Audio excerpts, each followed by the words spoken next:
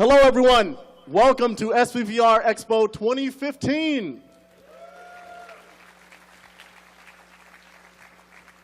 Excellent. We are finally ready to begin.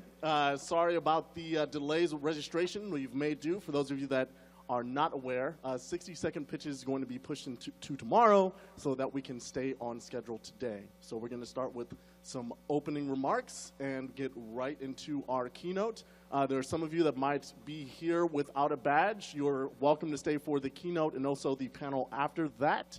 But please, at noon, exit and make sure to get your badge. You will need your badge to get into the expo hall to see exhibitors, yeah? All right. Oh, and silly me, I haven't introduced myself. For those of you that might not know me, my name is Bruce Wooden, known in VR community circles as Cymatic Bruce. Started as a VR evangelist, co-founder of SVVR. I'm currently dev relations at AltSpace VR, and I'll be your MC for the day's events and also tomorrow's events in this room as well. So I would like to officially welcome you to SVVR. It is just so wonderful to see how many people are here and to see how much excitement and how we've had exponential growth. 2 years ago, over 2 years ago now, we started in a very small room with about 70 to 80 people at the Computer History Museum in Mountain View.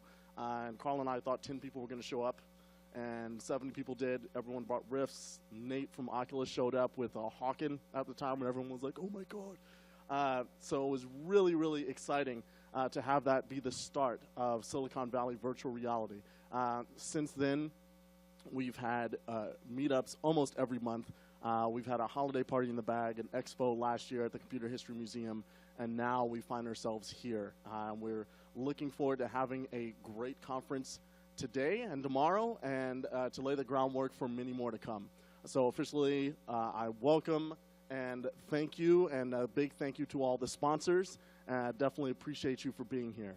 So with that, I'm going to go ahead and bring up the co-founder of SVVR and my great friend Karl Krantz. He has a few words to share. Let's give him a warm round of applause. Test. All right. Hello, welcome. How far have we come in just 2 years? This is amazing to just go from a meetup to San Jose Convention Center, a real convention center.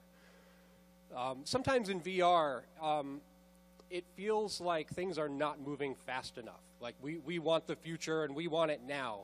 But I think it's really important to acknowledge how far we've come in such a short time. I mean, just a little over 2 years ago, VR seemed like an unattainable dream. Like it was far off in the future, like flying cars, and it was something that a lot of us just really wanted, but it was totally unattainable. And in 1 year ago, our conference, we had the DK1 was the hit of the show, which now is very sad. We had a couple HD units and like an HD upgrade kit, and that was like, whoa. 1080p. Yeah, it was amazing, right? In 1 year, from that to this, in the past year, VR, something has happened. VR got really good, really fast. I mean, the latest Crescent Bay and the Sony Morpheus and the Vive and even mobile VR, they got so good, so fast. I think for me it was really brought home at Oculus Connect when I was standing outside the demo rooms and watching when just hundreds of people were trying Crescent Bay for the first time. People were coming out in tears. They were coming out, they were like, I need a hug. It was like a seriously emotional event, and it was because suddenly this thing that we all dreamed of, we suddenly realized magic is possible, and it's happening in our lifetime. In our lifetime, we will have magic powers. We'll be able to go anywhere. We'll be able to do anything, and that really just hit home for me. And I think that was the moment where VR went from being something that we knew it was coming to, holy crap, it got really good, really fast, and that just. In 1 year, if that happened, imagine where we're going to be 1 year from now at the next SVVR when we're taking over all 3 halls and 1 year of exponential growth from DK1 to the latest systems we have now, 1 year forward. I can't even imagine it. But more importantly, I think in 1 year, what's happened within this community, that's been the really special thing.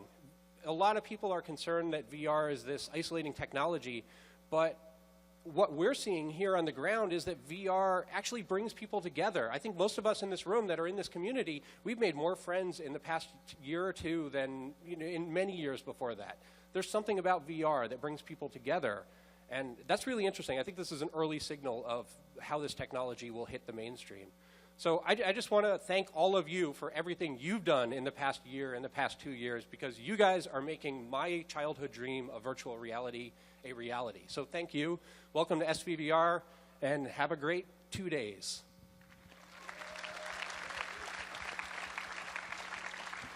All right. I couldn't do it without this guy. All right. Excellent. And with that, we are going to get this started. We're going to start off with our keynote speakers. Going to be Matt Apfel from Samsung.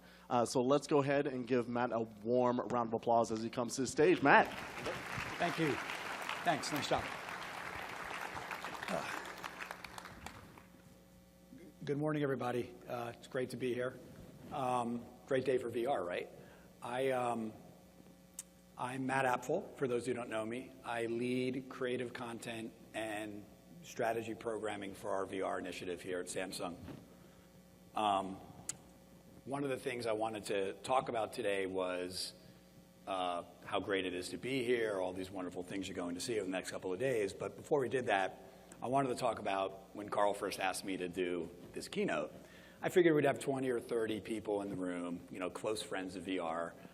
We'd have some coffee, we'd have some donuts, and then we'd talk about the future for a couple of hours. Well, looking around this room, I realized that we have a few more friends than we thought, and that's a really great thing to see. As you'll see from the keynote, my topic today, or my theme, is the power of community. And I realize that that's a horrible corporate cliche. But in this case, it's actually true, and I want to talk about why. Much of what I'm going to say this morning is from Samsung's perspective, observations, things that we've observed, being one of many players in the space. But we can't do it alone. We're very aware of that.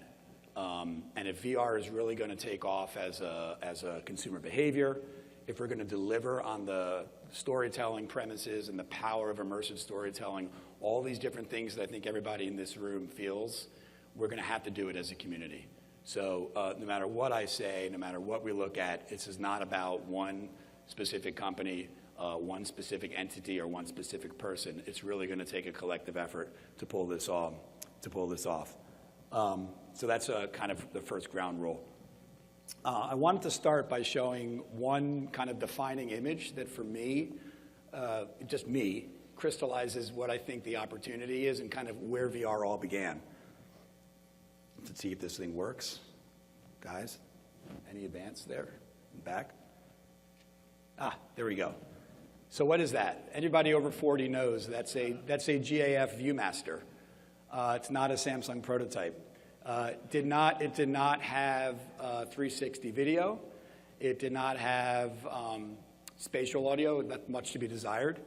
But when you really think about it, jokes aside, this was a device that really, for me, was one of the first examples of VR, and let me explain why. It took a very traditional, kind of known form of media, the photograph, and it used technology. It was rough, but it used technology to really kind of advance the way you interacted with that photograph. And that's really important. Right? We can split hairs over whether that's AR or whether that's VR, but I think the point is obvious. We're facing many of those same challenges today, right? We have games, we have video, we have applications, we have all these things that exist in the so-called linear world.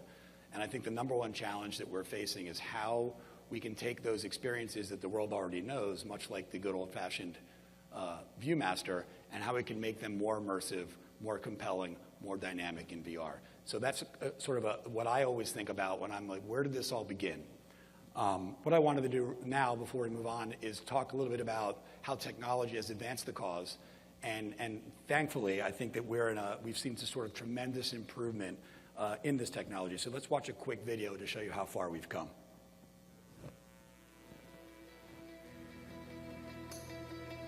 I'm not going to try to explain it to you. I just want you to experience it. Put that on. Oh, wow. Oh, snap. Holy Look up. moly.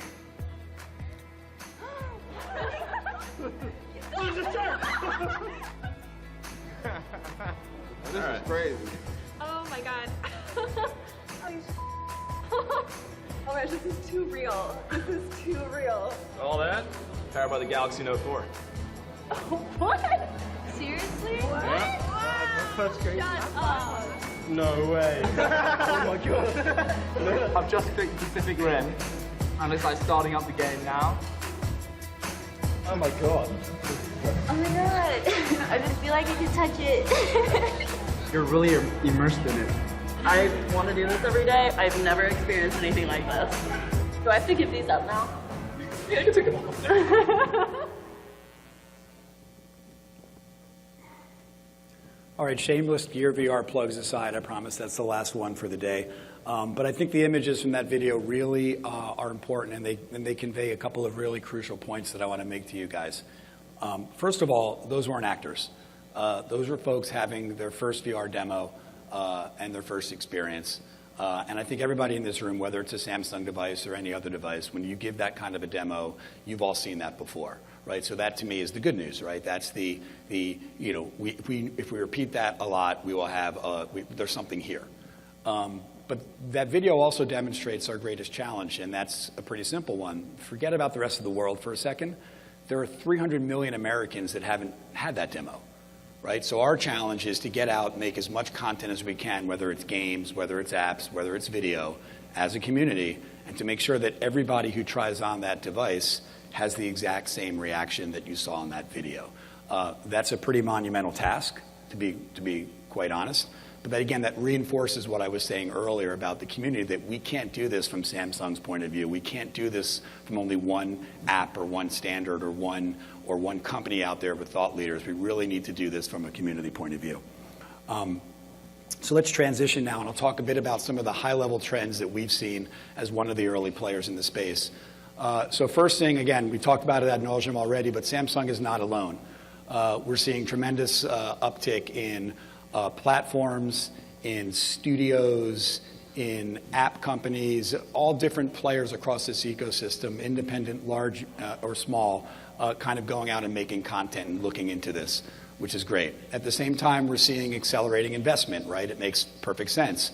VC firms, private equity shops, brand holding companies, studios, even sports leagues are all looking at how we can invest in VR and how we can kind of build this ecosystem together.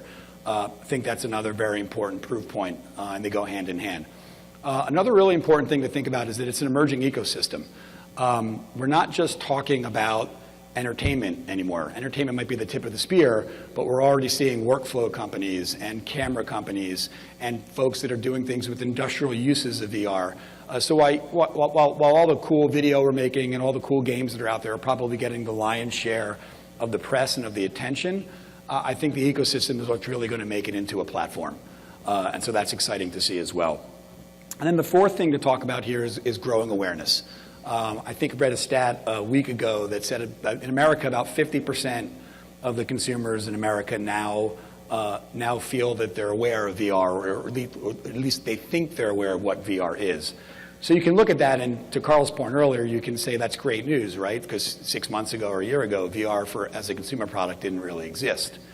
But you can also look at that as a big challenge, right? 50% of the people haven't or don't know what VR is. They haven't experienced it. They kind of read the stories and need to kind of have their hands held a little bit as they grow and they try to kind of learn and explore what this platform can do for them. So that's kind of a big look at the state of VR. Here's a bit of how it's trickled down to Gear VR. We have a hardware maker's dream in some respect, which is strong adoption and low returns, right? That's what we strive for as a device company.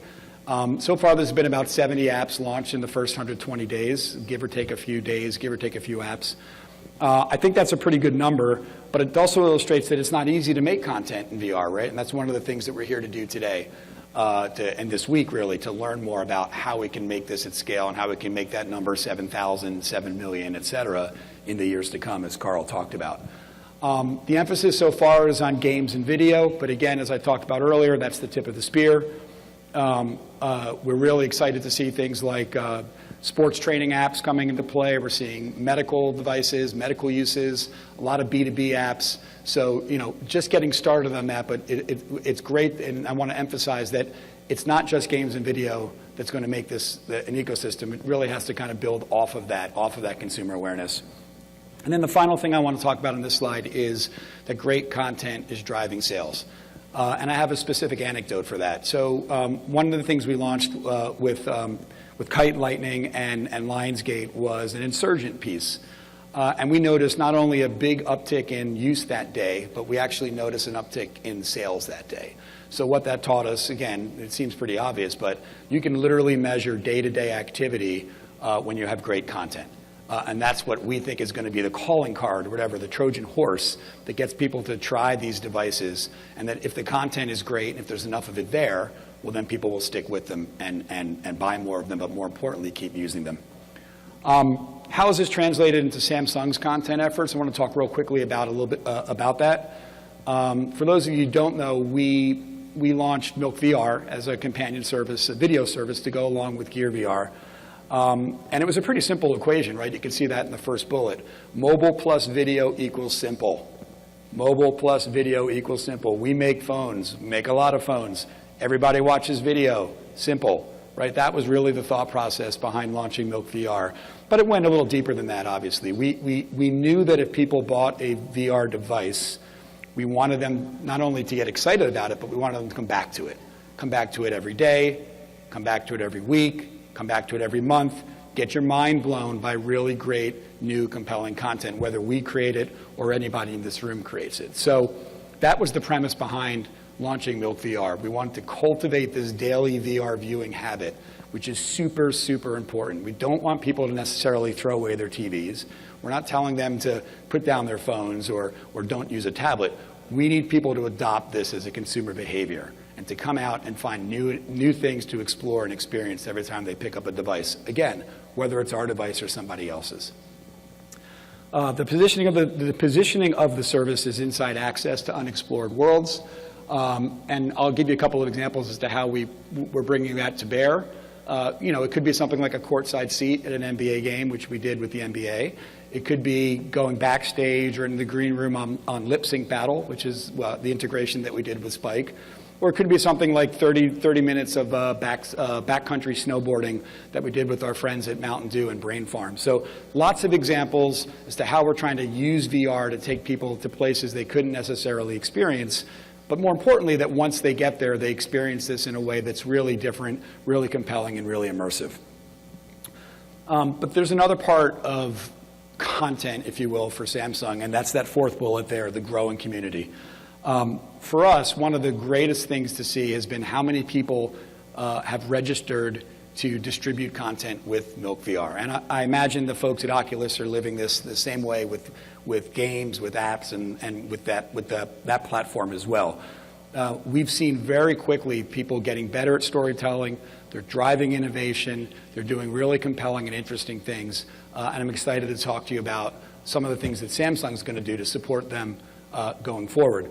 But first, I did want to show just a couple of quick examples. I know you can't demo in VR; it's a tragedy. But you got to listen to me talk about them, and then obviously watch them in the booth. So this first piece was Beer with a Grizzly Bear, and it's pretty clear. The title speaks volumes. What was great about this piece was that instead of just putting a camera down in Montana and turning on the camera and seeing what you got, the filmmakers here chose to introduce a couple of elements. Right, the bear had very bad table manners. But you get a sense that it's not just a trip to Montana. Something's going to happen here. Something's going to keep you compelled, as opposed to here's what the trees look like or here's how blue the sky is today. Just a really nice way to take, I guess, what I would call unscripted or reality TV, if you will, but make it into something fun and compelling. Plus comedy, it had some in that.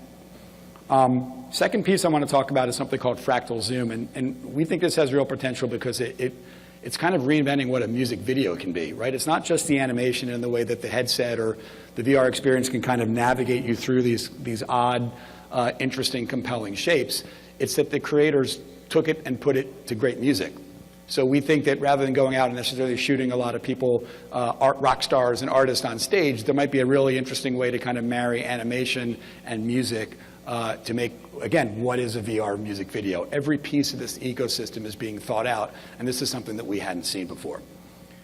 The last piece is something called 1157, and this is a frightening horror film. Trust me, our engineering guys in Dallas have seen every possible video. They are the most jaded folks in the world. Sorry, guys. Even they were emailing me about how terrifying this is. And what I love about it, again, getting back to that GIF Viewmaster piece, right? This is a very traditional type of storytelling. It's the horror movie. It's the slasher flick. But what the filmmakers here did was they were able to use 360 to have the action unfold around you. They had spatial audio to make you feel like there were different things happening. They took this, again, very staid, very kind of traditional form of storytelling and showed how it can be much enhanced and much improved with 360. So we're very excited to do more of that, although I don't know if I'll be able to handle 60 minutes. It was really a great piece. So these three examples are showing kind of independent content that's already out there, right? This is stuff that, frankly, we didn't necessarily expect we'd get. We certainly didn't know how much volume and quality we'd get, but I think the answer is high for both. And so our challenge is, how do we help people out there? How do we help this community do more of that? How do we really turn the independent content community loose? And I'm happy to announce a couple of big initiatives today. So the first thing that we're going to be doing is, in the coming weeks, we're going to be launching a branded community channel inside of Milk VR. And obviously, you're going to see films like the ones I just highlighted, but our hope is that this is going to become a sustained, ongoing effort to really bring you the best storytelling out there, coming from as many different sources as possible, not just from things that Samsung or our partners think are great ideas. Super, super important initiative for us, and we would love to replicate that with apps, with games and services. But again, we started with mobile video because that's the place where we are right now. But we're not just going to highlight and showcase the films. I think it's really important to talk about the challenges and the rewards and how we're going to ignite that community. This is going to be an ongoing effort. We're going to have brands coming into it. We're going to have A-list talent. We're going to have VR mentors, the best in the world at what they do. There's going to be real challenges and calls to action for people to not only make video, but to monetize it and to get real feedback and real rewards for doing so. So I would urge everybody here to kind of stay tuned and really keep in touch with what's going on, because if you are an independent filmmaker or an independent content creator, just know that we're listening, and that going forward, this is going to become a really, really important piece of what we're doing. So my time is almost up. I'm trying to keep it on the brief side this morning. But before we wrap, I wanted to, I started off with that Viewmaster that kind of showed where I think VR began. I wanted to wrap up with an image that would show where I think VR can go, or VR can take us. That's a photo of my mom. She's 83 years old. That was her first demo, probably two and a half months ago. And, going into this thing, I was actually kind of nervous. This is a woman who didn't have TV until she was 15. She still uses a Gateway PC, that's right. And I mean, I literally, would she understand it? Would she look up? Would she look down? Would her hair catch on fire? I had no idea. So I just went for it and gave her the rig and said, check it out. So she starts watching the video, and after about 15, 20 seconds, you see that reaction, just like the video I showed, right? She's looking around, smiling. And then she just starts laughing and giggling, just like all these other demos. And again, she's 83 years old and not what you would call a technology expert. Anyway, she put down the device, and I said, well, what'd you think? And she said, wow, this is really, really great. I never have to drive to the movies again. And before I could even say anything, she said, now, when are you going to get Game of Thrones? So, it shows that even, it doesn't matter how old you are, you're never too old to see the future, is what I think when I see that image. But when I see everybody out here in this room and the people that are even not in the room but thinking about VR, I realize that we are building that future, right? That we're doing it one game, one app, one experience at a time. We're off to a good start, but if I have one kind of challenge or charge to this group as part of this keynote, it's let's keep going, right? Let's get better at everything we're doing. Let's improve, but most importantly, let's do it together. Thank you. Thank you.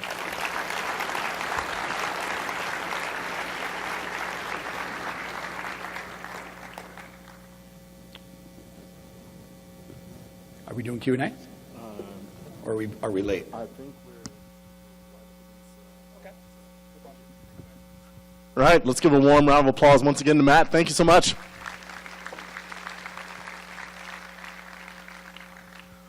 All right, moving right along. We are going to get into our next panel. It should be rather exciting. It's about the rise of consumer VR, and it is star-studded. We have Palmer Luckey from Oculus VR. Some of you know who that is. Amir Rubin from 6ins. Clay Baver from Google. Nicholas DiCarlo from Samsung. And it'll be moderated by Ben Lang, executive editor of Road to VR. So we're going to be discussing, or these panelists will be discussing the rise of consumer VR, and I'm sure Ben is always great with the juicy pushing questions, so I expect a lot out of that. It's going to be great. So as we get our panelists up and get that set up, we're probably going to just have a little bit of setup time in between. So the panel is due to start at 11. I just want to kind of put a few reminders out there. So for those of you that have not got your badges, if you came in here without a badge, don't forget to go back to registration desk at noon. Some of you might not have caught the email. There's an after party, SVVR after party sponsored by Altspace. That is at AFK Gamer Lounge, which is on Santa Clara. It's walking. I would definitely suggest you walk. There's a U2 concert tonight, evidently, and parking is going to be ridiculous tonight. So if you're planning to go to after party, please walk. And if you have your badge, you will be granted access to that after party. So no worries if you didn't catch the Eventbrite or anything like that. So there we go. After this panel, we'll have a break in this room, but there'll be a few workshops that you'll definitely want to take a look. In room 212, there's a Leap Motion workshop, building natural VR interactions with Leap Motion. And in room 211, there's a workshop called the Fast Path to Presence, Unity's free Oculus integration. So developers or curious parties, if you are interested in either of those, definitely check those out. Those will be going on during the 12 p.m. to 2 p.m. break. That'll be happening in this room. And then at 2 p.m., we're going to have a talk by Joe Ludwig from Valve called Open VR and You. So that should be very exciting as well. Without further ado, we're going to get things ready for our next panel. So hang tight. We'll be starting in just a couple minutes. Thank you very much.